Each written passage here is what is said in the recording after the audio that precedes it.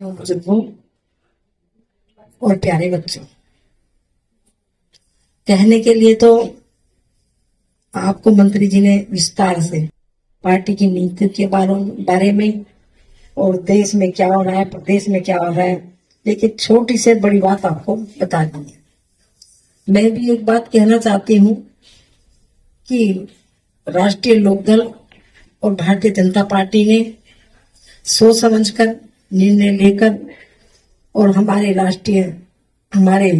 अध्यक्ष जयंत चौधरी जी ने इस पिछड़े समाज की महिलाओं को टिकट देकर पिछड़े समाज का, वंचित समाज का, दलित समाज का सम्मान बढ़ाया है। इसके लिए मैं उनका बहुत बहुत धन्यवाद करती हूँ। 2009 में भी हमारे बीच में हमारे स्वर्गीय चौधरी अजीत सिंह जी नहीं है। उन्होंने भी उपचुनाव में 2 साल का समय था, बहुत बड़े बड़े नेता टिकट मांग रहे थे, लेकिन उन्होंने एक आम कार्यकर्ता को, पार्टी के कार्यकर्ता को और पिछड़े समाज की महिला को टिकट देकर आपके बीच में तब भी भेजा था। और मेरे भाइयों ने, मेरे क्षेत्रवासियों ने ये प्यार के दुलार के रूप में जिताकर चौधरी साहब के हाथ को मजबूत किया था। धन्यवाद करती हूँ। और मैं एक बात और कहना चाहती हूँ, जैसे कि परिवार में जब बच्चा जन्म लेता है और वो छोटा होता है तो उसको माँ चलना सिखाती है, बोलना सिखाती है। इसी तरह राष्ट्रीय लोकदल ने सभी को नेता बनाया है।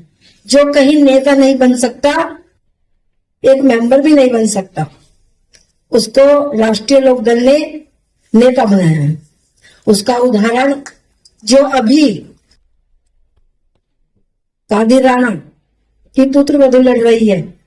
कादिर राणा खुद स्वयं पहले कभी कोई मेंबर नहीं था, बहुत पहले चुनाव लड़ा था।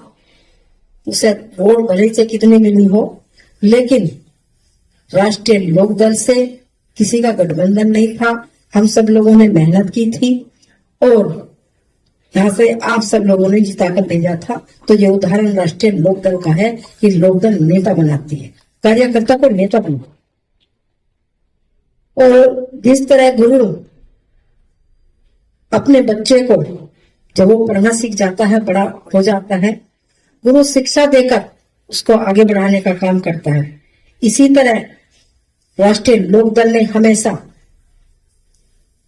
आगे बढ़ने का मौका देकर, क्योंकि प्राइमरी पाठशाला है, वहां से निकले तो गुरु भी जब बच्चे बड़े हो जाते हैं तो शिक्षित हो जाते हैं और फिर चाहे किसी पद पे पहुंच जाए। उसके बाद ये हमारा कादिर राणा को पार्टी छोड़ने के बाद वो MP बना। तो ऐसी राष्ट्रीय लोकदल है। तो मैं तो यही कहना चाहती हूँ कि हमारी जो NDA की सरकार है, मजबूत सरकार है। आपके देश के प्रधानमंत्री भी सबका साथ, सबका विकास चाहते हैं और क्राइम हमारे जो प्रदेश के मुख्यमंत्री जी हैं, वे भी चाहते हैं कि हमारे देश में अमन चैन रहे। वे भी चाहते हैं प्रदेश आगे बढ़े, लूटपाट कम हो, क्राइम कम हो, महिलाएं सुरक्षित घूम सके और घूम भी रही हैं। पहले क्या था, अब से पहले का आप समय याद करो तो महिलाओं को डर लगता था कि हमारी बच्ची स्कूल जा रही है, हमारे बच्चे स्कूल जा रहे हैं, पता नहीं सुरक्षित लौटेंगे या नहीं लौटेंगे, तो चिंतित रहती थी। लेकिन आज ऐसा कुछ नहीं है। लड़कियां अपने स्कूल जाती हैं और सुरक्षित घर वापस आ जाती हैं।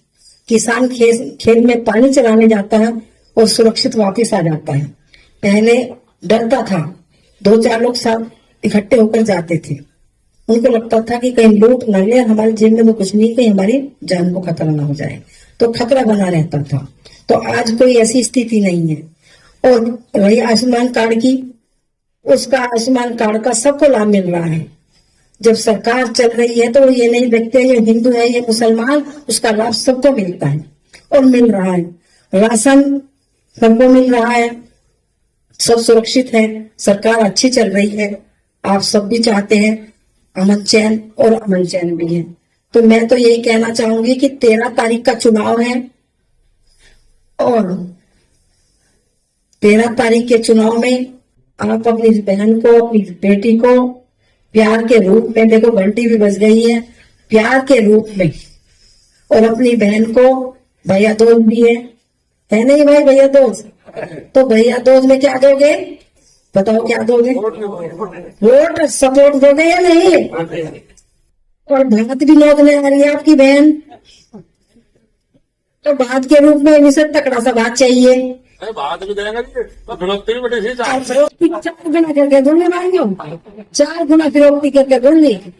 और वोट का अधिकार मेरा है। जब भाई क्योंकि घर जाती है तो बहन लड़ती है नहीं, जब अपने अधिकार के लिए कि भाई मुझे तो ये चाहिए जो लेकर जाऊंगी, और भाई मैं आपसे लड़ रही हूँ, अब मेरा आप पे हक है, अधिकार है, अपने बड़ों पे है, तो मुझे भी लड़ने का अधिकार है, तो मैं अपने भाइयों से लड़ रही हूँ। भाई 90% पोल करियो, और तब आप पोल करने के बाद फिर आप गंगा स्नान करियो, और आपकी बहन फिरौती लेकर आएगी तो 4 गुना वापस करेगी भतीजों के रूप में।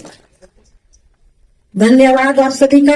राष्ट्रीय अध्यक्ष जयंत चौधरी जी आ रहे हैं, 11 बजे का समय है, जगह आपको बता दी जाएगी, आप सब उसमें ज्यादा से ज्यादा संख्या में पहुंचे, और मैं आप सभी का पुनः धन्यवाद करती हूँ।